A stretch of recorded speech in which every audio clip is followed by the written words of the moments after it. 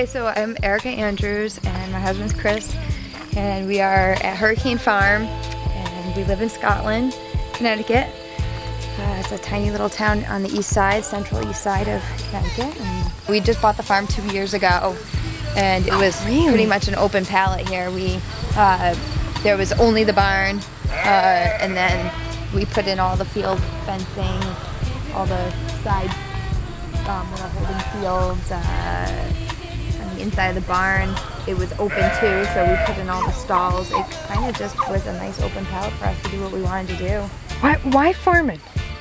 Well, we started growing our own food only because we really like, I mean, I've always gardened, and I just like good food, and the best food that you can get, and the food that you know the best is the food in your backyard. I know it's not sprayed, I know, you know what I did to it, and then when it came to raising animals, we know what we feed them, and what we do for them. I was a vegetarian for about 10 years because I didn't really like the way animals were brought up, and what they were fed, and how they were butchered, and I mean the whole shebang. How they're dipped in chemicals afterwards before you even get them in a package, and it's truly, I mean, it's truly appalling. But then when we found out that we were having a family, our biggest priority was to have a stay-at-home parent.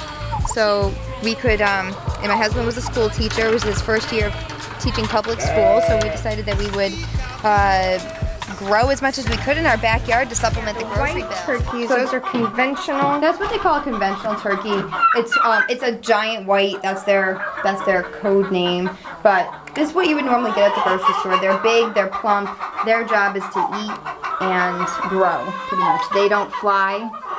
They actually cannot reproduce on their own. I have to get them mail ordered. But I started with these kind of turkeys, and I have several customers that have been our customers since the very beginning that want them. And they do grow a great meat. I mean, we can usually take about 20 pounds of ground turkey off of a 30-pound turkey, and it fills our freezer well. We grow mostly Narragansett heritage breed turkeys. Which are these darker ones. Ones. And they are scavengers. They find their own food. They look for bugs and seeds. They fly all over the farm. They pretty much have free reign. People say they don't fly away, and I said no. They know where their food is. They know. Are they smarter? Because I know wild turkeys are really smart. So. I would imagine that I mean, it seems as though they're a lot smarter. Only because they know that they can fly and find food, whereas the white turkeys are completely dependent on grain. I mean, they will go outside, they will peck around a little bit, but not nearly like the Narragansetts will. Okay. Well, I mean, just the size difference. I mean, they're all showing off right now. Oh, but... sure. Yeah, the males are. Yeah. Well, you think you're going to get a date out of this video? I know. But the size difference is really amazing. The Narragansetts will dress, the hens will dress between 8 and 10 pounds, and the toms will dress maybe 13 to 15 pounds. Okay. Whereas the conventional is more 20-pound hens, 20 to 25-pound hens, and 25 to 35 pounds for a tom or conventional. I guess the point is that we try to be as self-sufficient as we can and grow a little bit of everything.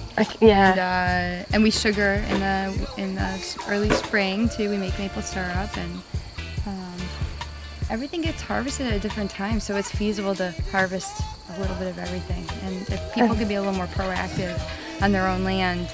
So it's doable to start from nothing except the barn, and then essentially build a self-sufficient farm. This doesn't happen overnight. That's all. You gotta be patient, and every year is a different harvest year.